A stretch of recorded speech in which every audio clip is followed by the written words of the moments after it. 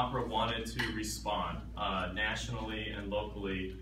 Ever since the tragedy happened, we had artists, we had Opera America, Florida opera companies reaching out to us. We have to do something.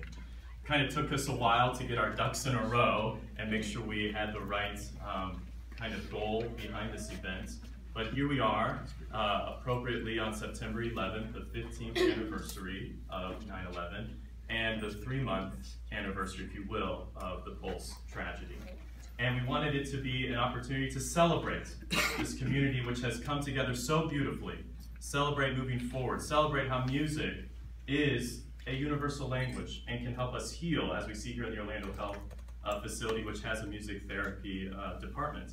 Music can help us come together, as we see 6 different local charities coming together that have worked and responding to the Pulse tragedy, that have been there in the trenches and will continue to work to bring our community together.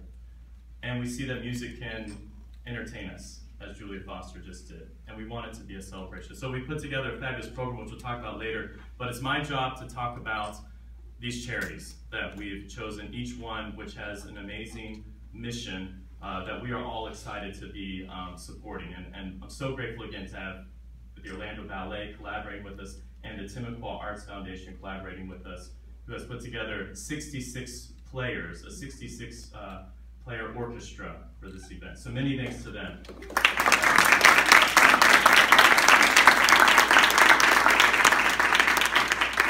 So obviously the main impetus for wanting to raise money and raise awareness were the first responders of the ORMC Trauma Center, the Level 1 Trauma Center, that reached out and took care of the victims of Pulse. So to speak on behalf of Orlando Health, I'd like to invite Dr. Timothy Billard, one of the medical directors at ORMC's Emergency Department. If you could please welcome him to the podium.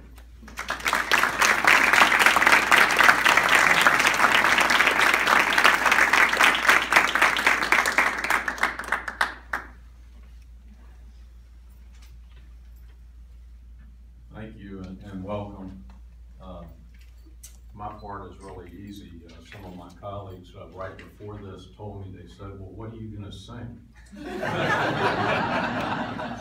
And once I got over the shock of that, then my part really became easy. So I wanted to give you some comments on behalf of Orlando Health that reflect the thoughts of us in entirety.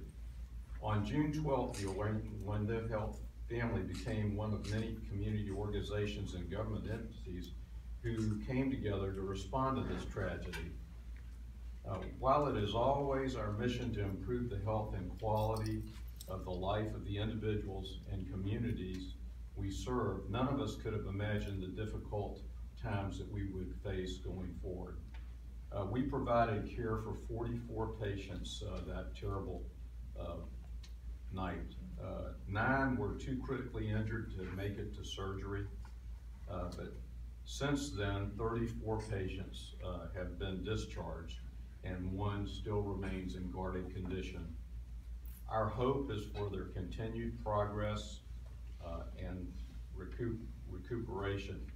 In the midst of the loss of the life and lives injured during this difficult time, we have been moved and inspired by the strength and resilience of our patients throughout their recovery.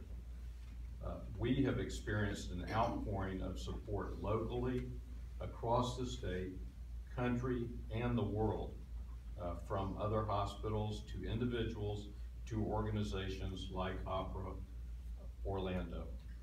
Orlando Health is exceedingly grateful for the recognition and support One Voice Orlando will bring. Our Level 1 Trauma Center has been an invaluable community asset since 1983, and we appreciate the support from One Voice Orlando. Again, thank you so much from the bottom of our hearts.